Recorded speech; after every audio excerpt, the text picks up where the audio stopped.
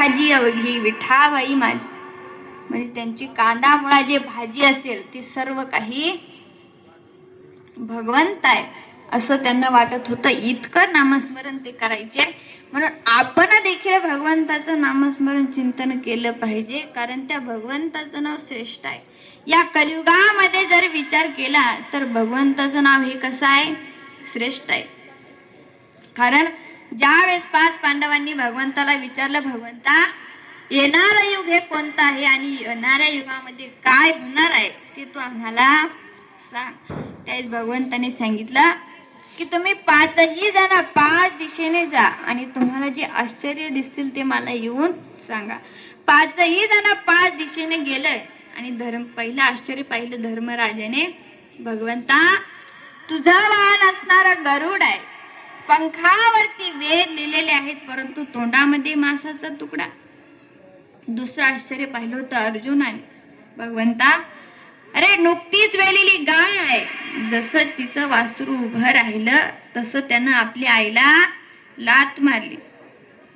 तिसरं आश्चर्य पाहिलं होतं भीमदादाने. 2 तोंडाचा हत्ती. त्यानं विचार केला एवढं मोठं महाभारत झालं परंतु 2 तोंडाचा हत्ती बघितला नाही. चौथं आश्चर्य पाहिलं होतं नकुलानं. 2 जुळ्या बहिणीसारख्या विहिरी आहेत परंतु एकीचं पाणी मात्र तुडुंब भरून चाललंय आणि एकीचं पाणी मात्र तळाशी आहे.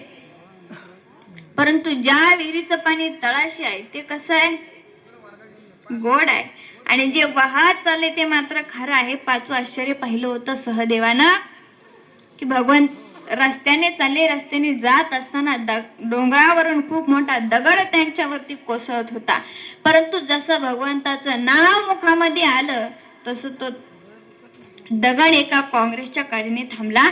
5ही जण 5 आश्चर्य घेऊन भगवंताकडे गेले. धर्मराजाने सांगितलं भगवंता तुझं वाहन असणारं गरुड आहे, पंखावरती वेद लिहिलेले आहेत परंतु तोंडामध्ये मांसाचा तुकडा. भगवंताने सांगितलं धर्मा येणार युग हे कलियुग आहे. कलियुगामध्ये अशीच माणसं जन्माला येणार आहेत. किती गीता ज्ञानेश्वरी मुखोद्गत असू दे परंतु मांस भक्षण करण्याचं पाप त्यांच्या हातून घडणार आहे. येणारे युग हे कलियुग आहे.